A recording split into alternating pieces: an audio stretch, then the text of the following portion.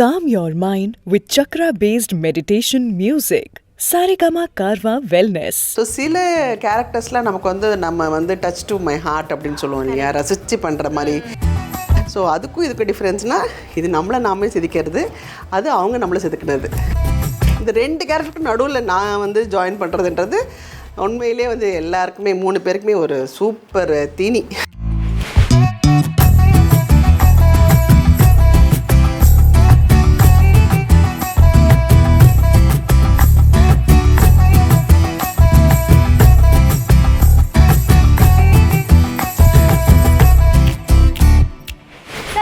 TV show நேயர்களுக்கு வணக்கம். நான் உங்கள் சோனி. வெல்கம் டு உள்ளம் கேட்குமே. இன்றைக்கி நம்ம கூட யார் இருக்காங்க அப்படின்னு பார்த்தீங்கன்னா 80s குயினான நம்ம எல்லாருக்குமே ரொம்ப பிடிச்ச நல்லி மேம் தான் இருக்காங்க. அண்ட் ஸ்மைலி குயின் அப்படின்னு சொல்லலாம்.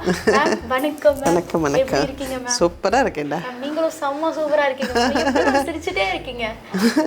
அது ஒன்று தான் எனக்கு தெரியும், வேறு ஒன்றும் தெரியாது. நல்லி மேம் அப்படின்னாவே அந்த இன்னசென்ட்டான ஒரு ஸ்மைல் தான் எல்லாருக்குமே கண்டிப்பாக ஞாபகத்தில். தேங்க்யூடா, thank you so much. You made my day. Thank you ma'am. Ma'am இப்போ சன் டிவியில் சீரியல்ஸ் எல்லாம் நிறையா பண்ணிட்டு இருக்கீங்க மேம். இப்போ மல்லி எப்படி போயிட்டு இருக்கு மேம் உங்களுக்கு? சன் டிவி ரோஜாக்கு அப்புறம் பெரிய கேப்பு.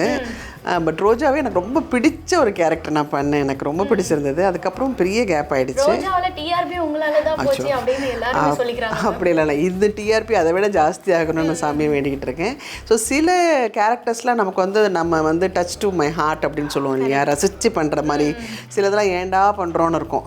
நிறைய வேம்பெல்லாம் ஐயோ இதெல்லாம் பண்ணணுமா, இந்த மாதிரிலாம் டைலாக் நெகட்டிவாக இருக்கே, நம்ம வாயில் பேசணுமா அப்படிலாம் நினைப்பேன். பட் இந்த கேரக்டர் பார்த்திங்கன்னா நம்பர் ஆஃப் டேஸ் கம்மியாக இருந்தாலும் நான் ரொம்ப ரசித்து ஹாப்பியாக ஃபுல் ஹார்ட்டடாக பண்ணுறேன்.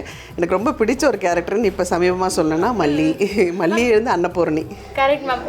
உங்களோட இங்கிலீஷ்க்கு நிறைய பேர் ஃபேனாக இருக்காங்களா எல்லாரும் சொல்கிறாங்க.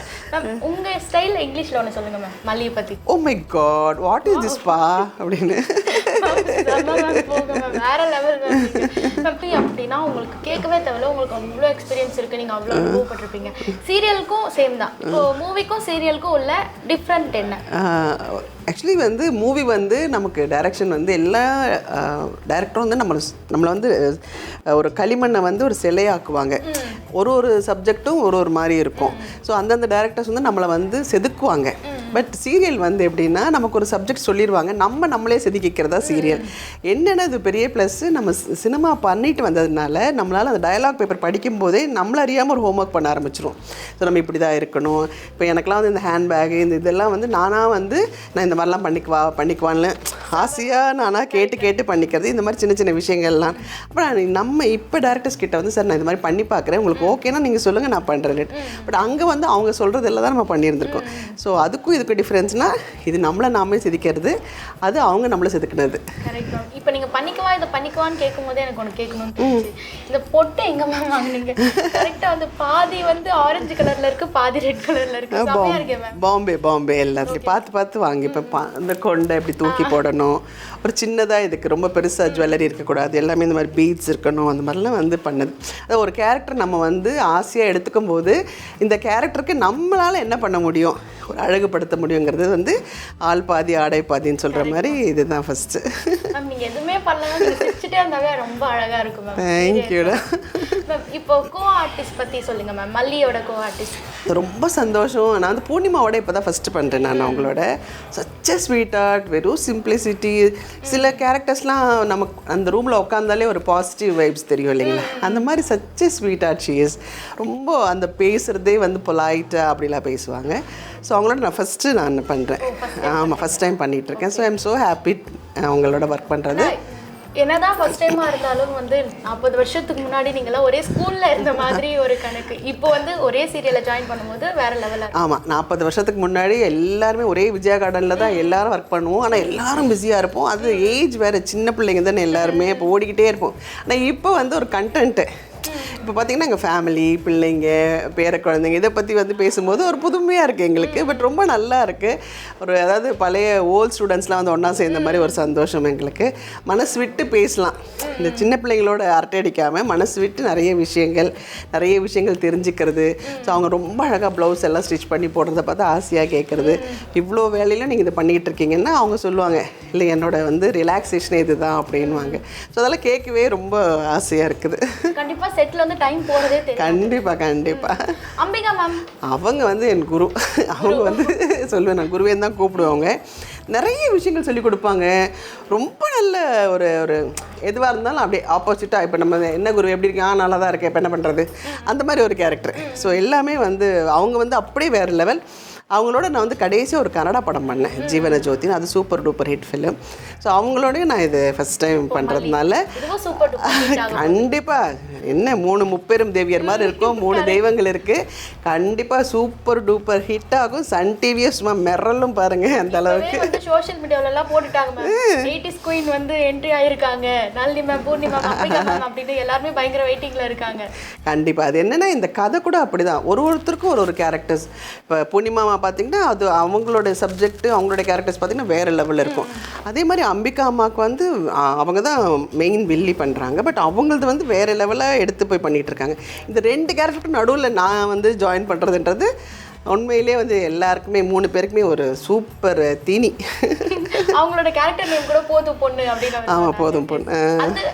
அந்த நேம் உங்களுக்கு எப்படி மேம் இருக்குது கேட்கும்போது? இல்லை, நான் கேட்டிருக்கேன். ஏன்னா எங்கள் சார் ஃபேமிலியில் போதும் பொண்ணு இருக்காங்க. ஆமாம், இருக்காங்க 12 பொண்ணுங்க. அதனால கடைசி குழந்தை பேர் போதும் பொண்ணு. போதும் பொண்ணுன்னு வச்சாங்க. ஆனால் அதுக்கப்புறம் ஒரு குழந்தை பிறந்திருக்கு, அது வேறு விஷயம். நல்லா தெரியும் மேம். இப்போ நீங்கள் சீரியல் வந்து ஃபர்ஸ்ட் வந்து பண்ணிட்டு இருக்கும் போது வந்து சோஷியல் மீடியா இருக்காது, யூடியூப் இருக்காது, டிஜிட்டல் இதுலலாம் எதுவுமே ரிலீஸ் ஆகாது, ஒன்லி வந்து டிவியில் இருக்கும். நீங்கள் மிஸ் பண்ணிட்டீங்கன்னா ஐயோ மிஸ் பண்ணிட்டோமே அப்படிங்கிற ஒரு வருத்தம் இருக்கும். இப்போ அப்படி இல்லை மேம், டிஜிட்டலில் இருக்குது. ஸோ அதுக்கும் இதுக்கும் உள்ள டிஃப்ரெண்ட் என்ன, நீங்கள் அதை எப்படி பார்க்குறீங்க? எனக்கு உண்மையிலேயே இப்போ இந்த டிஜிட்டலுக்கும் இதுக்கும் ஒன்றுமே தெரியாது. நீங்கள் இப்போ கூப்பிட்டா வந்து இன்டர்வியூ பண்ணுவேன், இது எப்படி பார்க்கணும் எதுவுமே எனக்கு தெரியாது. வாட்ஸ்அப் கூட வந்து எனக்கு இது இப்படி அடித்து பேச தெரியாது. நான் பாட்டுக்கு அந்த ஸ்பீக்கர் அப்படி ஓப்பன் பண்ணிவிட்டு நல்லா இருக்கீங்களா, எப்படி இருக்கீங்க அப்படிலாம் சொல்லிவிட்டு அப்படி தான் வைக்க தெரியும். ஆமாம், அந்த மாதிரி. ஸோ எனக்கு அந்த கம்யூனிகேஷன் ஈஸியாக இருக்கும். இந்த டிஜிட்டல் மீடியா இது நாம் இன்றைக்கி நடித்தோம், இது இன்றைக்கி பார்த்துடணும், அவ்வளோதான். அதுக்கு மேலே வேறு ஒன்றும் தெரியாது. இந்த காலகட்டத்தில் எப்படி மேம்? இல்லை, தேவையில்லாதது எதுக்கு சும்மா உள்ள மேலே போட்டுக்கிட்டு இது கற்றுக்கணும்னு டென்ஷன் தான். அதெல்லாம் டென்ஷன் இல்லாத லைஃப் வந்து எவ்வளோ நல்லாயிருக்கும் தெரியுமா மேம்? கேளுங்க. சோஷியல் மீடியா பற்றி நெகட்டிவ் கொஞ்சம், பாசிட்டிவ் கொஞ்சம் சொல்லுங்கள். நெகட்டிவ் தான் அந்த தேவையில்லாத விஷயங்கள்லாம் நம்ம வந்து அதை பார்த்து கற்றுக்கிறது இல்லைங்களா. அதே மாதிரி பிள்ளைங்க யாருமே ஆன் டைம் தூங்குறது கிடையாது. எந்த குழந்தையாவது 8 hours தூங்குதா? கிடையாது.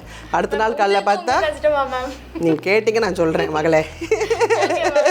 காலையில் பார்த்தா எழுந்திரிச்ச உடனே அம்மா தலைவலிக்குது, அந்த வலி இந்த வலின்னு சொல்கிறீங்க. ஏன்னா தூக்கம் கரெக்டாக இல்லை, தண்ணி குடிக்கிறது இல்லை, நீங்கள் இது வாஷ்ரூம் போகிறதில்ல, உங்களை நீங்களே வந்து தப்பான ரூட்டுக்கு போயிட்டுருக்கீங்க.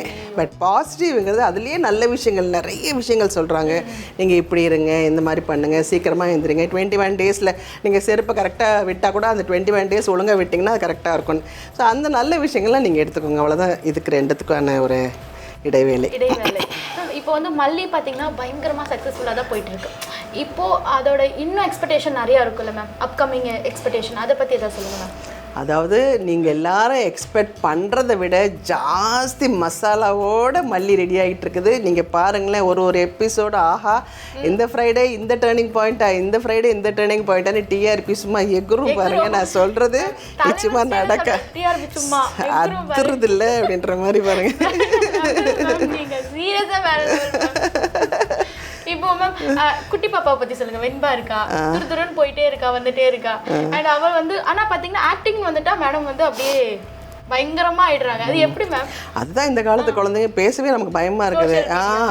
சோஷியல் மீடியாலாம் அப்புறங்க இந்த வளர்ப்புன்றது ஒன்று இருக்குது இல்லைங்களா. நம்மலாம் இன்னும் கேமரா பார்த்தா பயப்படுறோம், சாமி கும்பிட்றோம், கரெக்டு ஃபஸ்ட்டு ஷாட் கரெக்டாக ஆகிடணும், டேரக்டர் சொன்ன மாதிரி நடக்கணும், நம்மளை அறியாமல் அந்த ஒரு பயம் உள்ளே இருக்கும். ஆனால் இந்த குழந்தைக்கு வந்து ஓ மை காட், அது என்னமோ நல்லா அந்த ஃபிலிம் ரீல்லாம் குடிச்சிட்டு வந்த மாதிரியே இருக்குது. வந்த உடனே நடிக்குது, ஷார்ட் ரெடி, நான் தண்ணி குடிச்சிட்டு வரேன், ஒரு நிமிஷம் வெயிட் பண்ணுங்க அப்படிலாம் சொல்லுது. உங்களுக்கு இந்த ஃபீல்டுக்கு வந்து ஃபுல் அண்ட் ஃபுல் சப்போர்ட்னா யார் மேம் சொல்வீங்க? எனக்கு நானே தான் சப்போர்ட். நீங்க செல்ஃப் லவ்வா? I love myself, I love myself. எல்லாருமே வந்து அவங்கள முதல்ல லவ் பண்ணுங்க, அப்புறம் மற்றவங்களுக்காக வாழுங்கன்னு சொல்லுவேன். ஆட்டோ பின்னாடி எழுதி வைக்கலாம் மேம், சீரியஸா? கண்டிப்பா, இட்ஸ் ட்ரூ இல்லைங்களா? செல்ஃப் லவ் வந்து ரொம்ப மஸ்ட். நம்ம சும்மா போலியாக வாழ்ந்துட்டு இருக்காங்க எல்லாருமே. முதல்ல நீங்கள் லவ் பண்ணி வாழுங்க. எனக்கு கூட சில இப்போ நான் நிறைய படங்கள் பண்ணிகிட்டே இருப்பேன். ஃபஸ்ட்டு டே ஒர்க் பண்ணுவேன், எனக்கு அங்கே அதெல்லாம் ஒன்றும் சரியாக வரல, நான் அப்படி போயிட்டே இருப்பேன். நான் முதல்ல வந்து நான் நல்லதாக ஃபீல் பண்ணால் தான் எனக்கு வந்து நான் அவுட்புட்டே வந்து ஒரு 100% கொடுக்க முடியும். நான் வந்து ஐயோ ஒரு தள்ளுறாங்க அப்படி நான் ஒர்க் பண்ணேன்னு வச்சுக்கோங்களேன், அது நல்லாவே இருக்காது. உங்களுக்கு ஆசைப்பட்டு தான் நீங்கள் வந்தீங்க. ஆசைப்படலைன்னா வந்து ஐயோ என்ன சார் கொஸ்டின் கேட்கணும், எழுதி கொடுங்க சார், நான் மனப்பாடம் பண்ணுறேன்ற மாதிரி இருக்கும். ஆசைப்பட்டு வந்ததுனால ஜாலியாக பேசுகிறோம். கரெக்ட். டாம் அண்ட் ஜெர்ரி மாதிரி இருக்கிறவங்களுக்கு நடுவில் ஒரு பாலமாக ஒரு பாப்பாய் மாதிரி வச்சுக்கோங்களேன். அதாவது எங்கள் வீடு இது ஜாலிங்கிறத விட ஒரு நம்ம குடும்பன்றது வந்து ஒரு என்னதான் நம்ம வந்து வேறு வீட்டில் வாழ போனாலும் நம்ம அம்மா வீட்டுக்கு வரும்போது ஒரு ஃப்ரீடம் இருக்கும் இல்லைங்களா? காமெடி எல்லாம் பண்ணும்போது பார்த்தீங்கன்னா நம்மளோட பாடி லாங்குவேஜ்லாம் வேறு லெவலில் இருக்கும். அந்த மாதிரி எனக்கு வந்து பொண்டாட்டி தேய் வந்து எனக்கு அது ஒரு ஸ்கூல் டியூஷன் மாதிரி ஆயிடுச்சு எனக்கு.